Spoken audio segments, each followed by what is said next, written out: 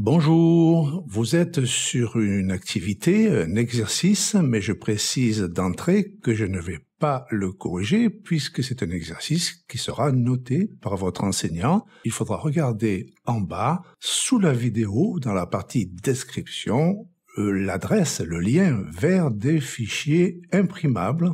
Il s'agit donc comme thème de l'onde mécanique, progressive mécanique, car c'est une onde qui se propage le long d'une corde.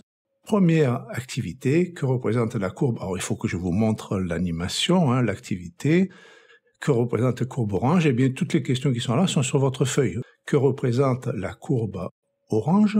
Alors voilà ici que je vous présente l'animation. Ici, vous voyez une graduation en centimètres, dessous une graduation en secondes, mais il s'agit bien, dans les deux cas, de Y en centimètres, qui est l'élongation. Ici, sur l'axe, c'est l'élongation de la source qui oscille entre plus 5 et moins 5 centimètres. Voilà pour le mouvement.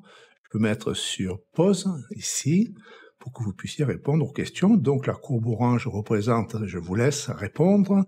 Les courbes rouges et bleues représentent, je vous laisse répondre. Les courbes rouges et bleues coïncident. Alors je vais faire en sorte de faire coïncider ces deux courbes-là. Ici, les deux courbes coïncident. On dit alors, je suis à la question petit c de l'activité 1, on dit alors que les marques oscillent en, et vous devez connaître l'expression, c'est du vocabulaire ici qu'on demande, la distance minimale entre deux points, minimale non nulle, sous-entendu, entre deux points oscillant ainsi, de cette sorte, c'est-à-dire comme on a vu lorsque les courbes coïncident. Donc ça, c'est lorsque la distance est nulle, ça compte pas. Et minimale, minimale, minimale, minimale, minimale, je vais la chercher, c'est ce que j'ai fait tout à l'heure d'ailleurs, ça fait 2 fois que je le fais, voilà. Cette distance-là, exprimée ici en centimètres, eh bien, elle porte un nom. Je peux mettre sur pause ici. Cette distance-là, elle porte un nom. Cette distance, petit d, est celle parcourue par l'onde progressive pendant une quoi? C'est un mot qu'on cherche. Pendant une... Et je passe à l'activité 2. Placez le curseur de la période tout à gauche, marque rouge sur la source. Bon, ça, vous ne l'avez pas, donc je commente. Donnez des abscisses, des points. Ça, c'est vous qui devrez le faire. Alors, on dit tout à gauche. Donc c'est fait. Marqueur rouge sur la source, c'est fait. Et on vous demande donc de donner les abscisses. C'est l'activité 2 petit a, des points qui ont le même mouvement que la source. Donc ici c'est la source, donc ça compte pas. Je vais chercher le prochain point qui a le même mouvement que la source. Il se trouve ici. Vous notez son abscisse. Abscisse, c'est X. Je vous aide. Vous notez son abscisse. Le suivant, vous notez son abscisse. Il est là. Le suivant, il est là. L'autre après se trouve ici. L'autre se trouve là. Je vous laisse noter. Ça va vite. Et enfin, le dernier, probablement, se trouve ici. Voilà son abscisse. Je vais voir la suite des questions. Que vaut la période quand le curseur est tout à gauche? Et ensuite, on vous demandera la longueur d'onde. Alors, la période, lorsqu'il est tout à gauche, eh bien, vous pouvez la lire là où on doit la lire. Je ne réponds pas. Je vous laisse lire la période, vous avez ce qu'il faut pour la trouver, et je vous laisse lire aussi la longueur d'onde.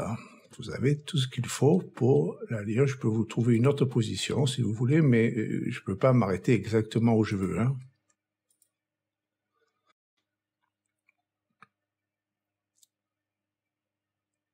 Petit d, vous l'avez devant vous au petit d. On vous demande de trouver une formule pour exprimer les abscisses de la question A comme une fonction f de k et de lambda. K appartient à n. Alors, K appartient à n, ça veut dire 0, 1, 2, 3, c'est l'ensemble des entiers naturels. Hein. Calculer la célérité de l'onde, hein, vous pourrez le faire après, c'est du calcul, donc je ne vais pas attendre que vous ayez calculé, je vais avancer, moi, vers l'activité 3, qui est ici. Hein. J'ai changé de page, nous sommes à l'activité 3, je précise, parce que ça ressemble beaucoup à l'activité 2, sauf que, c'est la seule différence, on nous demande de placer le curseur de la période tout à droite. Alors, je vais changer la position du curseur, je me mets tout à droite, c'est une autre situation, sauf que les questions sont les mêmes. Alors, les abscisses, trouvez les abscisses des points qui ont le même mouvement que la source. Non nul. Donc ici, vous avez les deux points qui sont au même endroit, donc c'est normal qu'ils aient le mouvement, puisque c'est le même point. Et pour aller chercher un point qui a le même mouvement, il est là.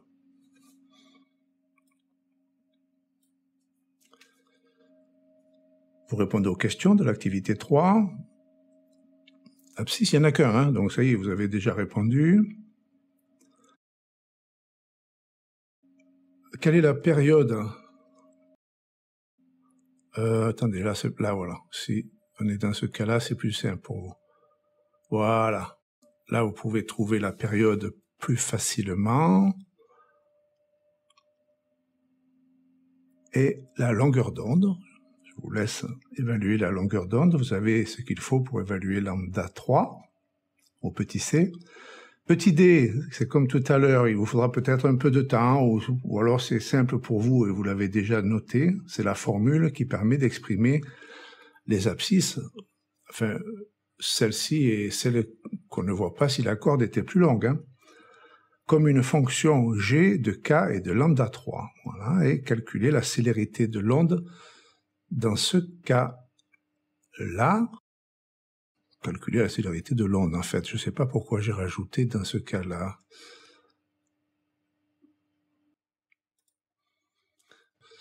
Activité 4.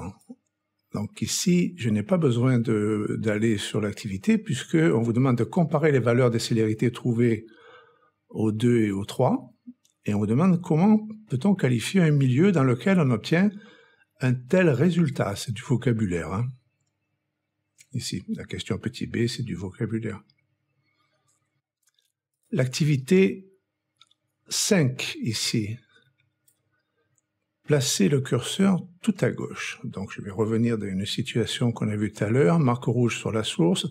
Donner les abscisses des points A qui ont un mouvement opposé. Là, ça change à celui de la source. C'est-à-dire lorsque les courbes bleues et rouges sont opposées.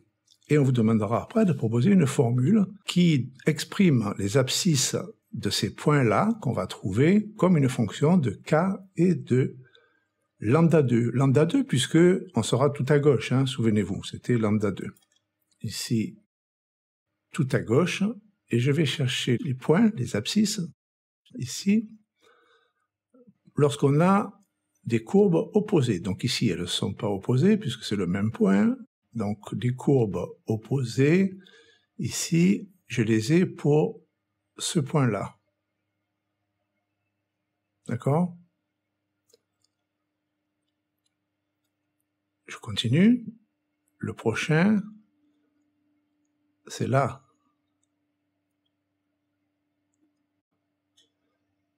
Les courbes sont opposées. Je continue. Le prochain, où les courbes sont opposées, c'est là. Donc, vous pouvez d'abord le noter en centimètres. Hein. Le prochain, c'est là.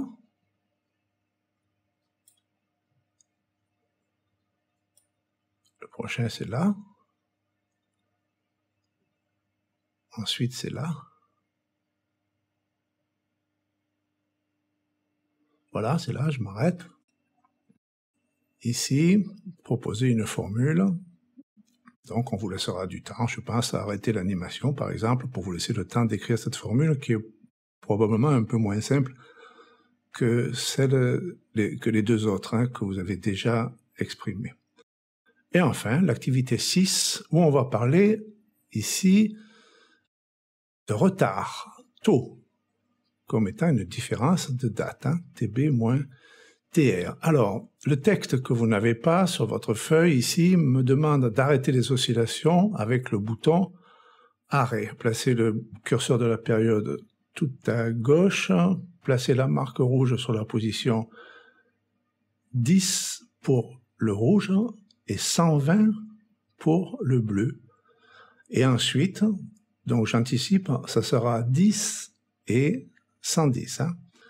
Donc ici, si je me mets sur arrêt et que je me mets tout à gauche, alors 10 et 120, c'est là. Et 10 pour le rouge, c'est ici. Mesurer le retard. Voilà.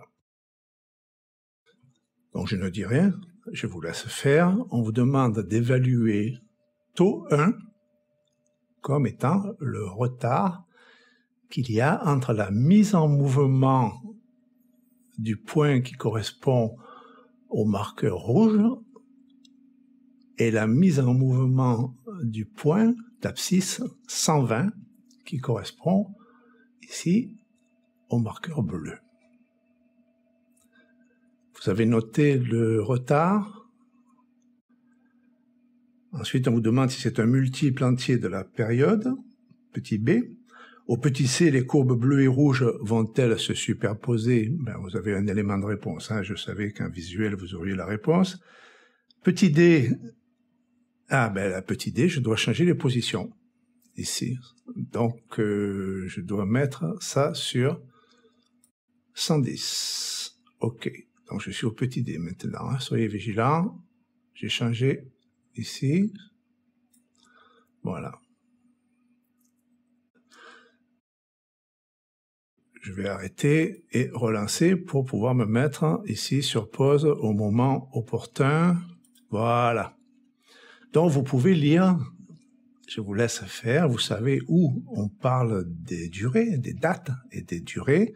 Donc, vous devez évaluer taux 2 comme étant la différence de temps, comme étant la durée entre les deux dates, qui correspondent à la mise en mouvement, comme tout à l'heure, du point rouge et la mise en mouvement du point bleu d'abscisse, ici 110. Donc là, c'est 10 et 110. Quel est ce retard? Et enfin, dernière question, calculer la fréquence f des oscillations qui correspondent à la période que vous voyez ici, puisque vous avez les moyens d'évaluer la période. Je vous laisse calculer la fréquence et je vous remercie.